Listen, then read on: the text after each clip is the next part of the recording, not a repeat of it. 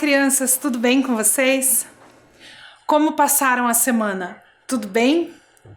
Eu adorei essa semana e as pesquisas que eu fiz para a nossa aula de hoje. Lembra que na semana passada, então, nós começamos a falar sobre as organizações religiosas e falamos um pouquinho de como que ia funcionar as nossas próximas aulas, certo? Então, nós estamos aqui hoje para falar um pouquinho das organizações religiosas de matriz ocidental. Mas antes da gente começar, lembra da tarefa da semana passada? Então eu vou dar um tempinho para você pegar o seu material, seu caderno ou a sua folha de anotação, seu lápis ou a sua caneta e a gente volta então para falar um pouquinho da nossa atividade da semana passada antes de começar o conteúdo de hoje, combinado? Eu espero você!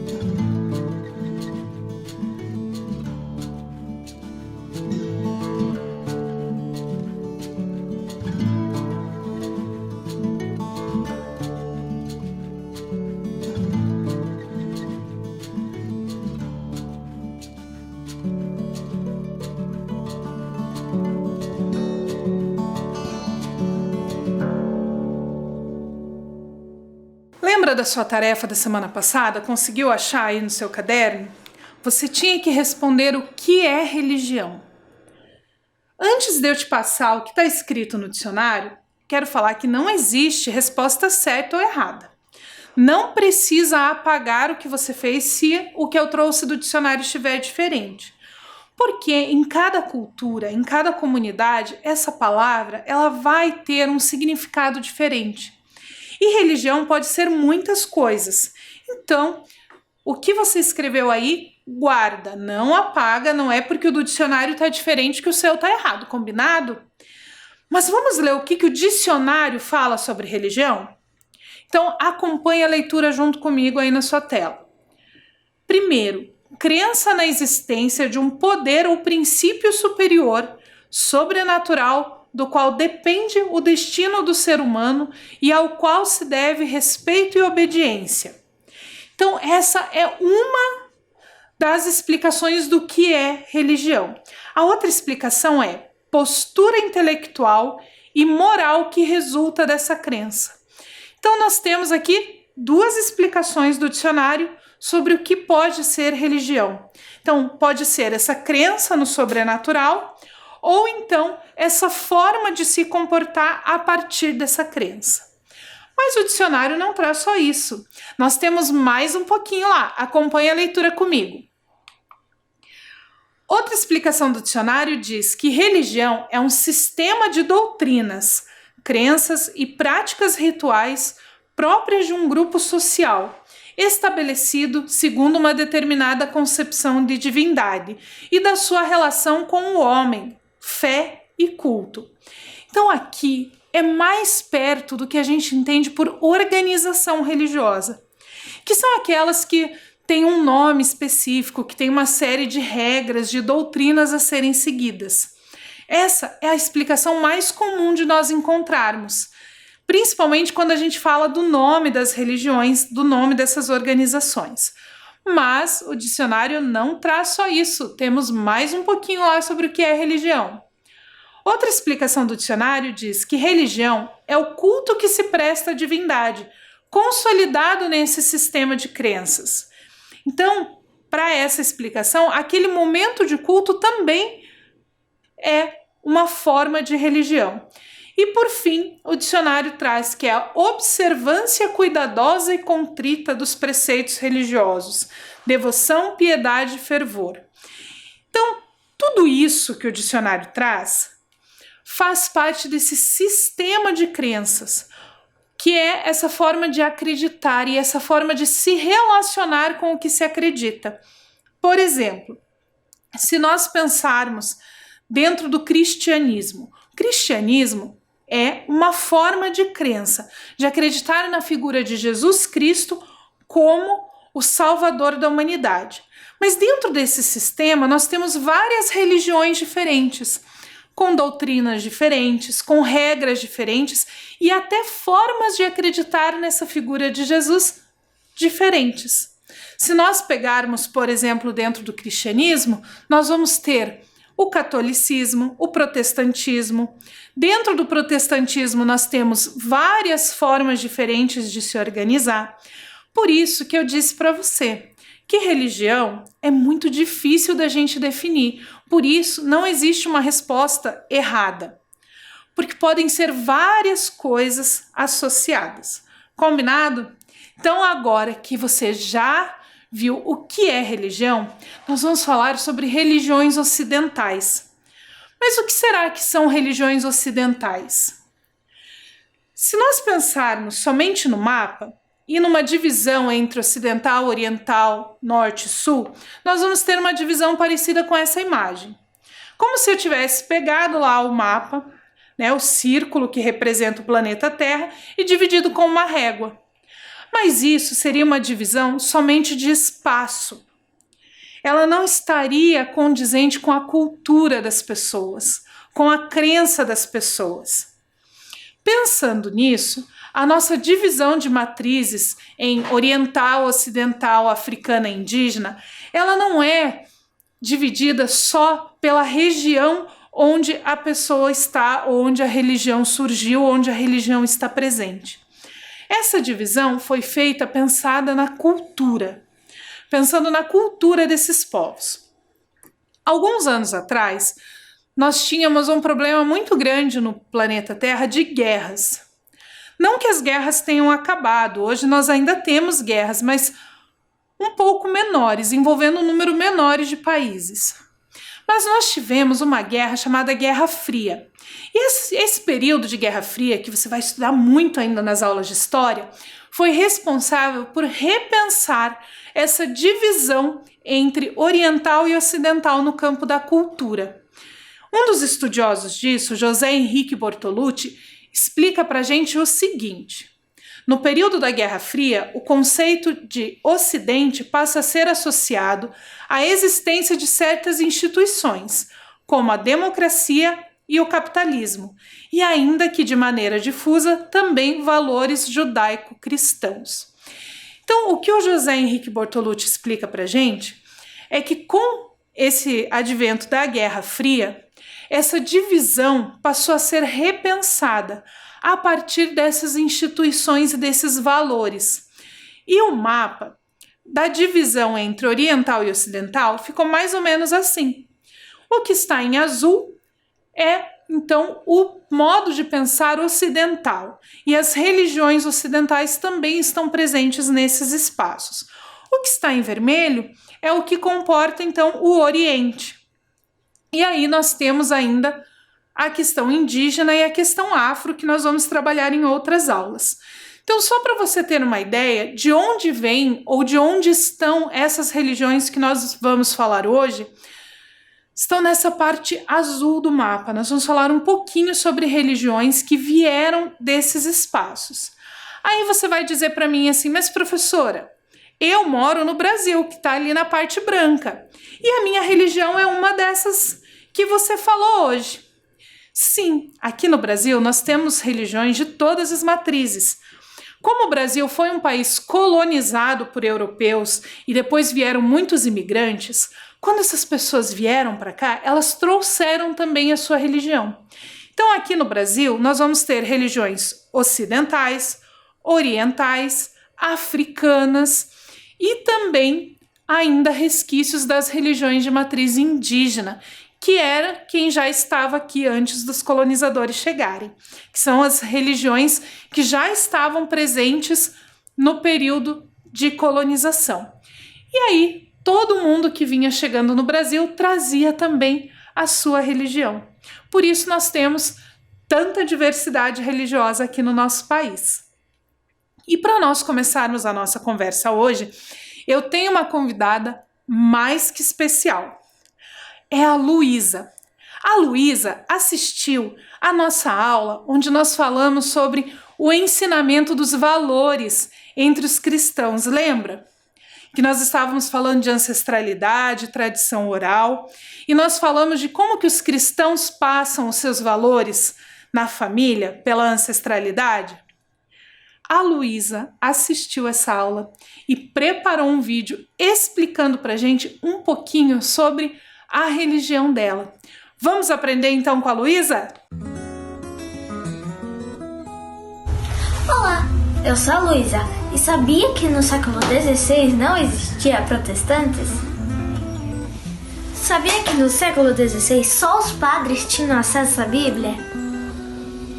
Sabia que um homem muito importante no século XVI queria ter acesso à Bíblia e o nome dele era Martinho Lutero?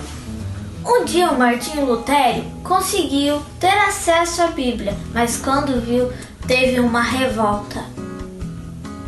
Antigamente, as pessoas falavam para pagar para ir ao céu. Imagine isso, tinha que pagar para ir para o céu. Por causa do Martinho Lutero, tivemos a Reforma Protestante. Mas o que é Reforma Protestante? Protestantismo é um movimento religioso de separação das igrejas cristãs ocidentais da Igreja Católica durante a Reforma do século XVI. E hoje podemos livremente ler a Bíblia.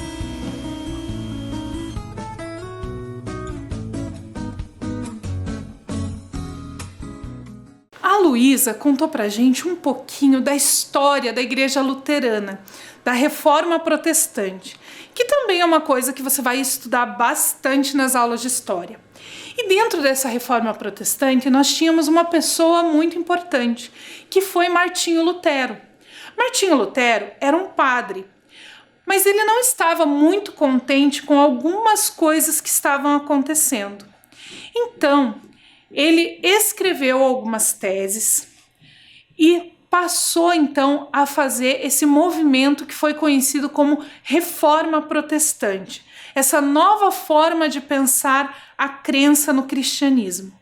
Então, o Martinho Lutero, ele trouxe algumas questões que foram muito importantes para a construção da Igreja Luterana, que depois deu origem a várias outras igrejas protestantes e evangélicas que nós temos até hoje. E mesmo a Igreja Luterana existe até hoje. Aqui no Brasil nós temos várias sedes, vários representantes da Igreja Luterana, que foram os imigrantes alemães que trouxeram para cá quando eles chegaram aqui no Brasil.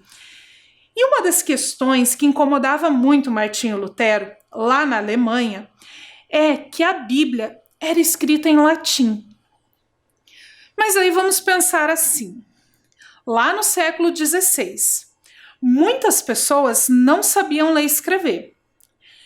E das pessoas que sabiam ler e escrever, se eles estavam na Alemanha, eles aprenderam a ler em alemão, não é mesmo?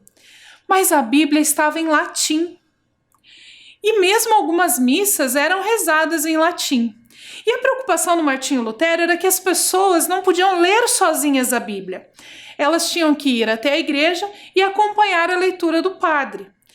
Então, a primeira coisa que o Martinho Lutero pensou foi na tradução da Bíblia para o alemão. E até hoje essa Bíblia é conhecida, a Bíblia de Lutero.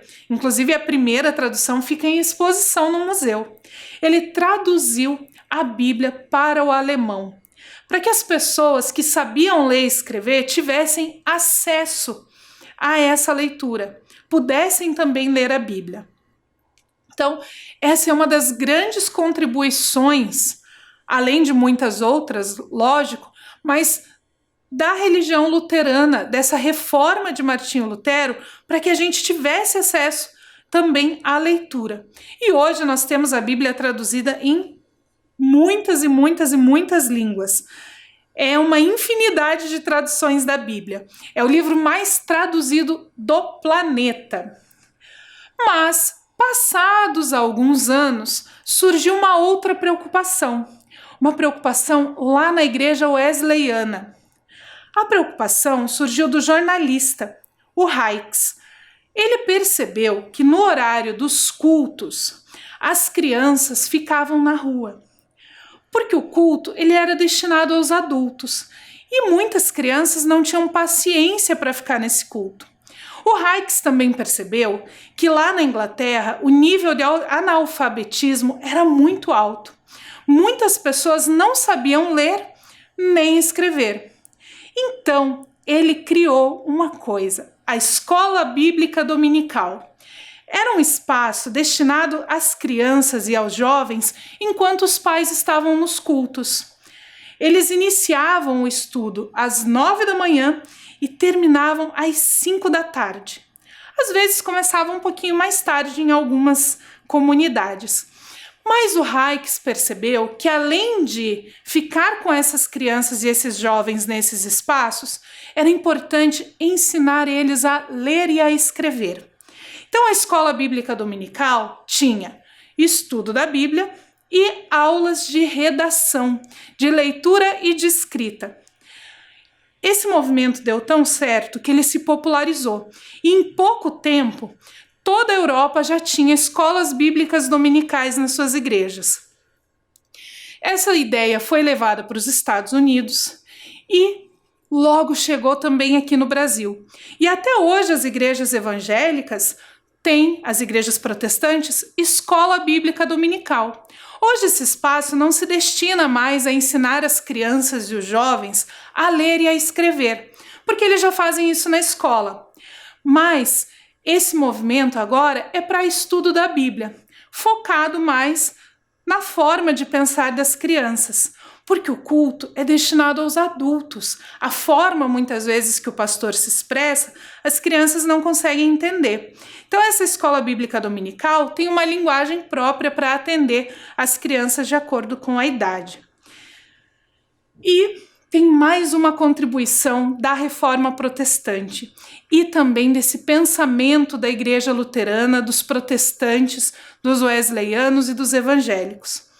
Na aula passada, quando nós estávamos falando sobre a legislação da liberdade religiosa, nós falamos em Estado laico. Lembra que o repórter falou para a gente que teve um período, inclusive aqui no Brasil, em que nós tínhamos uma religião oficial e que as outras religiões não podiam se manifestar?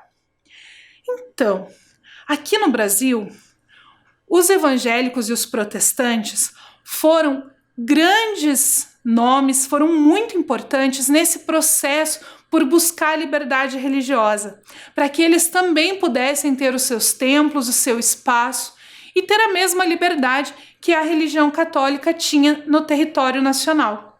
Então, o Estado laico também é uma das grandes contribuições que vieram a partir desse movimento dos protestantes e dos evangélicos. Na cidade de Curitiba tem um dado bem interessante. Perto do Largo da Ordem tem uma igreja luterana, a Comunidade Redentor. Essa igreja já existia, um prédio um pouquinho diferente, menor, desde a época em que não havia liberdade religiosa no Brasil. Mas eles não tinham placa e nem podiam fazer manifestações da sua fé. Eles se encontravam lá para reuniões, mas sempre muito contidos. Quando o Brasil foi declarado um Estado laico, em comemoração, eles colocaram um sino na igreja. Então, hoje, a Igreja Luterana da Comunidade Redentora, ali pertinho do Largo da Ordem, tem uma torre com um sino. E esse sino representa, então, essa liberdade religiosa que veio desse movimento de Estado laico. Olha que legal, quantas contribuições que vieram a partir de uma religião, contribuições para o desenvolvimento da cidade, para o desenvolvimento social, várias questões importantes. Mas agora nós vamos falar de outra religião. E eu vou convidar você para, junto comigo e com o Jean Kulcheski, aprender um pouquinho sobre o Espiritismo e algumas contribuições dele para a nossa sociedade. Acompanhe o vídeo lá comigo. O meu nome é Jean Kulcheski e eu vou falar um pouquinho para vocês sobre o Espiritismo. Como que surgiu? Então, lá em meados da década de 1850 na Europa, existia um fenômeno chamado mesas girantes. E isso chamava muito a atenção das pessoas. Todo mundo lá e ficava admirando aquelas mesas que giravam, que se movimentavam, chegavam até a saltar, sem que ninguém tivesse ali de fato empurrando a mesa ou erguendo ela para que ela saltasse. Então teve um professor chamado Allan Kardec que resolveu estudar o que estava acontecendo. Ele começou a estudar em 1855. No começo ele não acreditava muito que pudessem ser espíritos que estavam ali influenciando para que aquela mesa girasse. Mas, depois de muito estudo, ele chegou à conclusão que era através da influência dos espíritos que aquelas mesas se movimentavam. Então ele codificou a doutrina espírita, que é ao mesmo tempo ciência, filosofia e religião.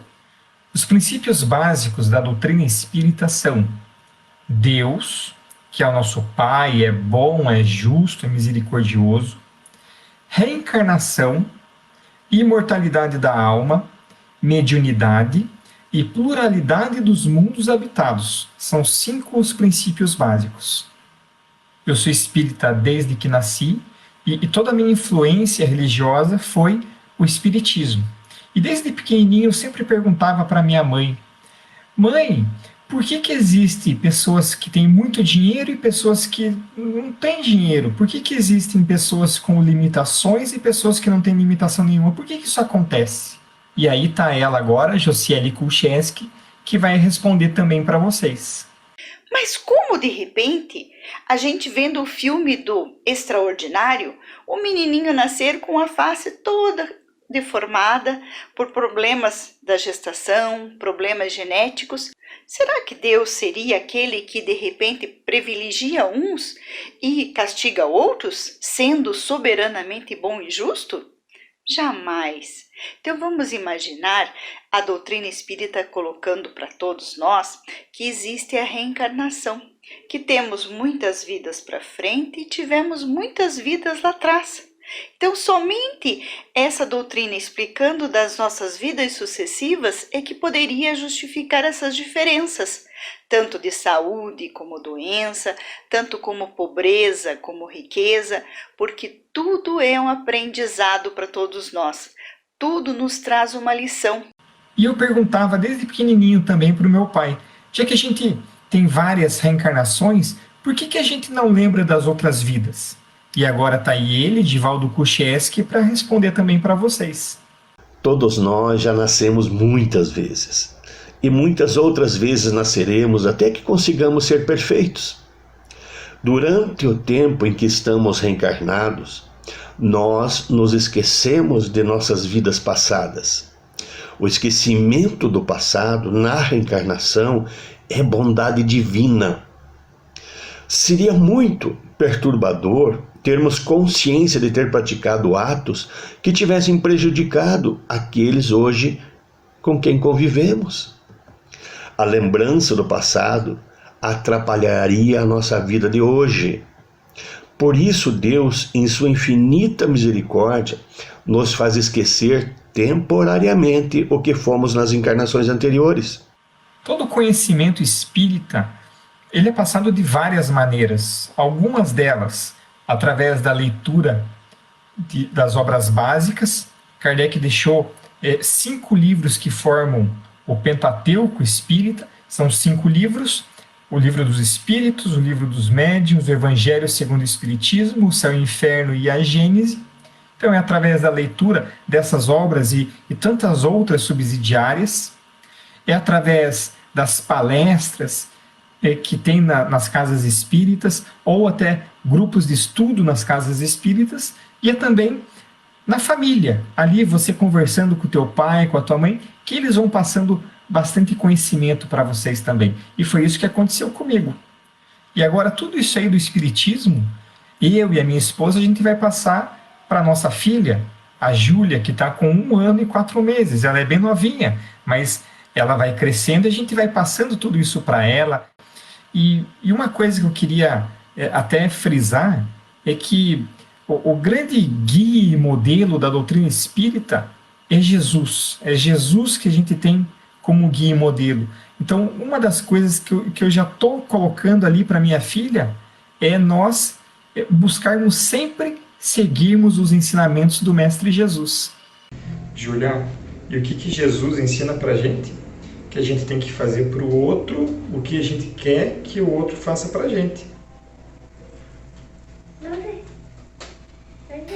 O Jean falou aí no vídeo de uma pessoa muito importante para o movimento espírita, para essa doutrina, essa religião, que foi Allan Kardec. Allan Kardec, então, foi a pessoa que decodificou o espiritismo. Não foi ele quem criou o espiritismo.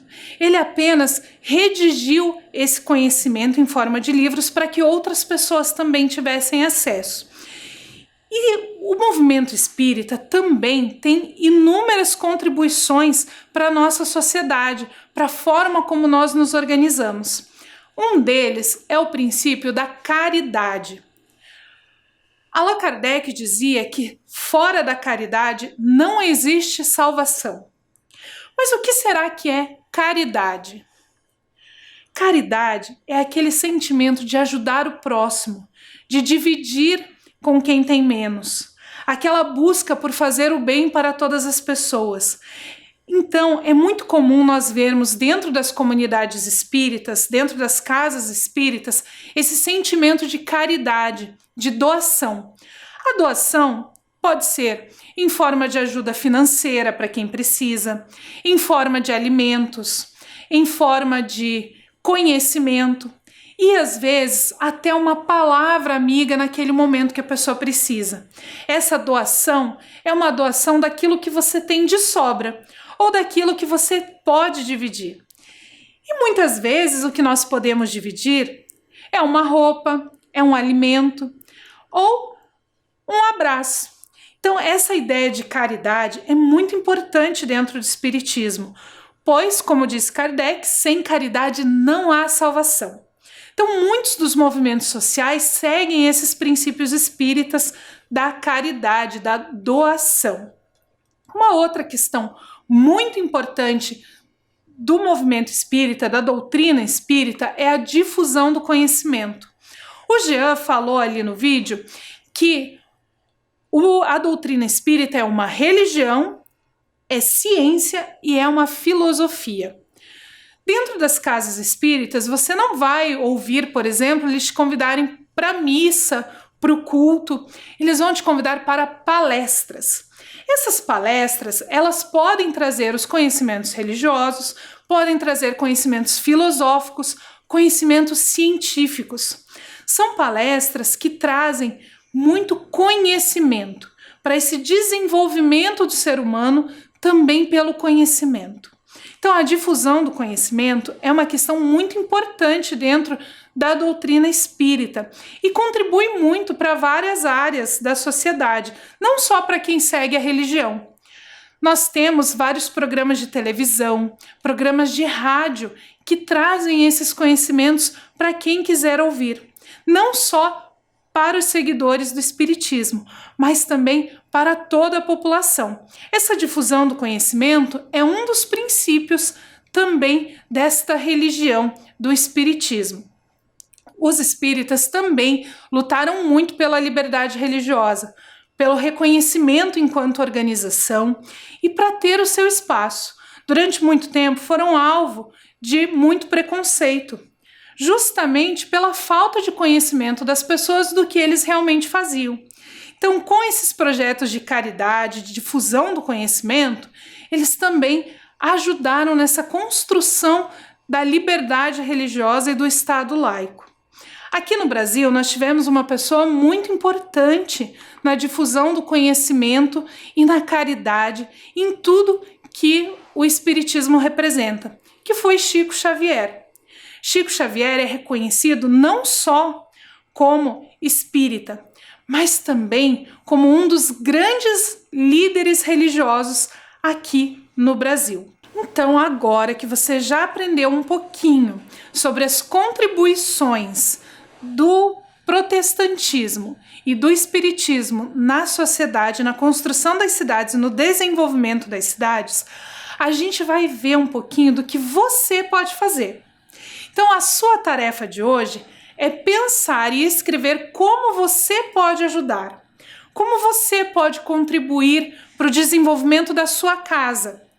Lógico que nós, em casa, não temos como contribuir tanto no desenvolvimento da cidade como uma religião consegue. Mas nós podemos começar na nossa casa. Então, anota lá a sua tarefa e durante a semana você pensa em como você pode contribuir para o desenvolvimento aí da sua casa, da sua família, combinado? Então, copia lá.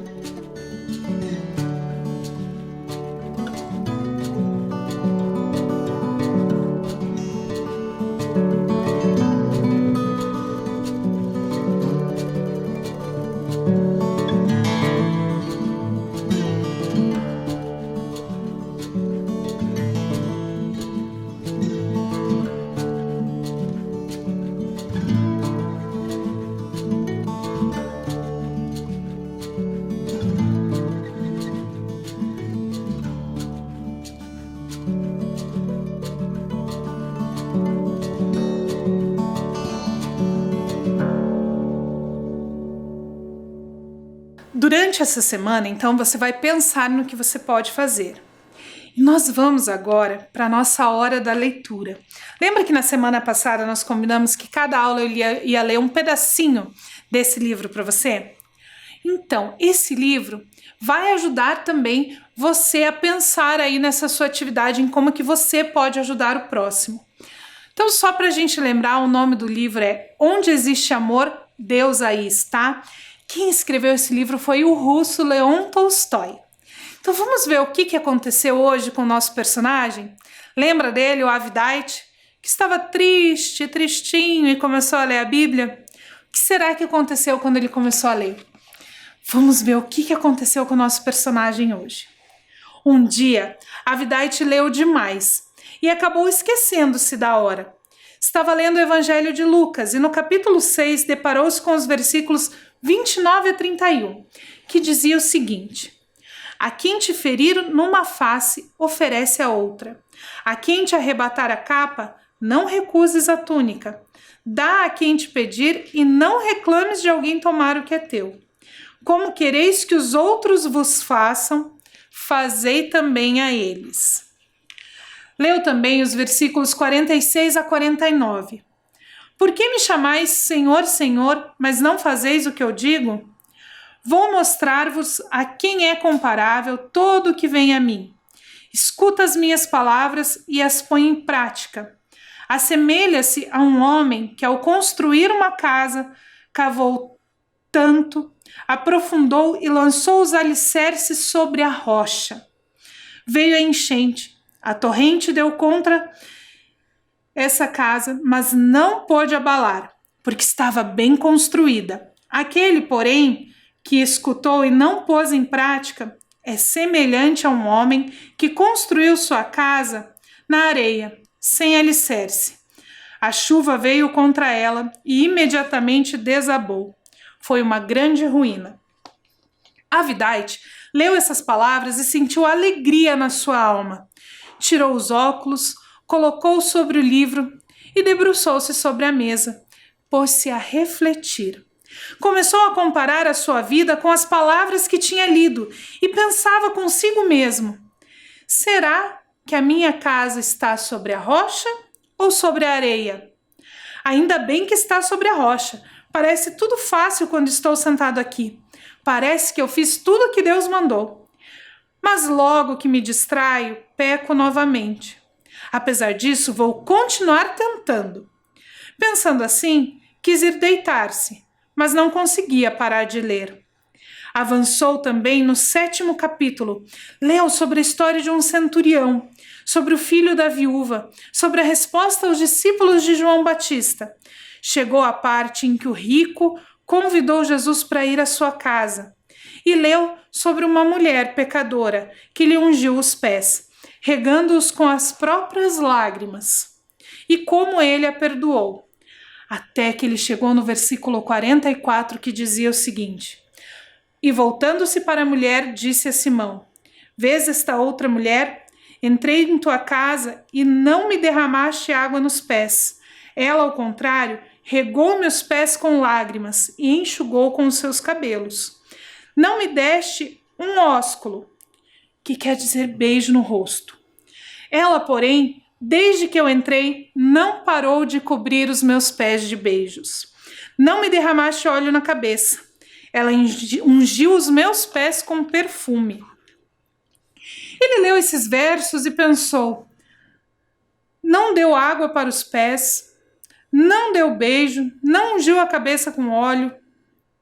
Avidite tirou novamente os óculos, colocou-os sobre o livro e pensou de novo.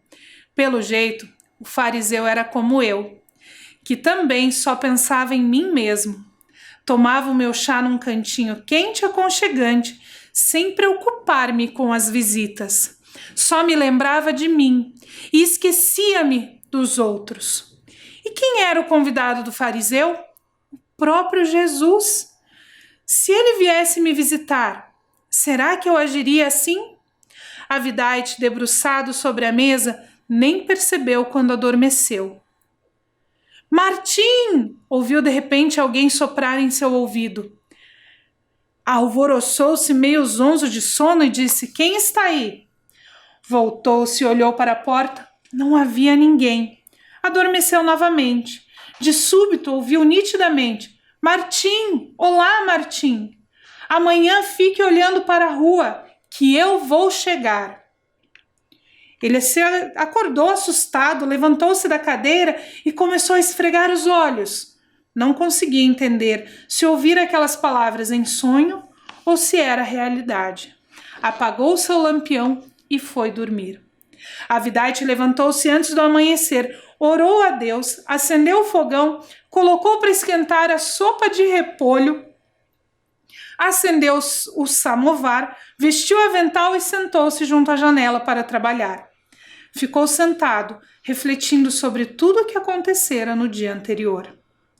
Algumas vezes pensava que tudo fora uma ilusão, e em outras que realmente ouvira a voz. Bem, pensou, isso acontece. Ficou sentado próximo à janela, menos trabalhando e mais olhando para a rua. Quando passava alguém usando calçados desconhecidos, ele procurava abaixar-se para ver também o rosto da pessoa. Passou o zelador calçando botas novas de feltro, passou o carregador de água, depois parou junto à janela um velho soldado dos tempos de Nicolau I, usando surradas e remendadas botas de feltro e carregando uma pá. Avidite reconheceu-o pelas botas. O velho se chamava Stepanite. Morava de favor na casa do mercador vizinho e tinha por obrigação ajudar o zelador. Stepanite começou a limpar a neve em frente à janela de Avidite. Este o olhou e voltou para o seu trabalho. Pelo jeito estou ficando bobo depois de velho, riu por dentro Avidite. Stepanite chega para limpar a neve e eu pensando que era Cristo que veio me visitar. Sou mesmo um velho caduco. Depois de dar uns 10 pontos no couro, Avidite sentiu novamente vontade de olhar pela janela. Olhou e viu que Stepanite encostara a pá na parede e estava parado, aquecendo-se ou descansando. Era um homem velho e não tinha forças suficientes para tirar toda a neve. Avidite pensou: por que eu não vou convidar ele para tomar chá? Aliás, o samovar já estava fervendo. Avidite espetou o furador no couro, levantou-se, pôs o samovar sobre a mesa, despejou nele o chá e bateu com o dedo no vidro da janela. Stepanite aproximou-se. Avidite acenou e fez que ia abrir a porta. Entre, aqueça-se um pouco, disse ele. Você deve estar congelado. Ai, graças a Deus, senhor Avidite, eu já estava até com dor nos ossos, disse Stepanite. Ele entrou, espanou a neve, começou a limpar os pés para não sujar o chão, mas cambaleou. Não precisava limpar. Eu limpo depois, disse Avidite. Sente-se. Então, Avidite encheu 2 copos, serviu o visitante e começou a soprar o seu chá para ele esfriar. Nesse trecho da história hoje, nós vimos como Avidite conseguiu ajudar o próximo. Só uma ideia aí de como que você pode pensar na sua tarefa dessa semana, como que você pode, então, ajudar o próximo. Com isso, nós encerramos a nossa aula de hoje. Fique bem, lave bem as mãos, tome bastante água e nós nos encontramos na semana que vem para falar mais um pouquinho sobre as religiões de matriz ocidental e aprender mais um pouquinho da história do Avidite. Então, até semana que vem.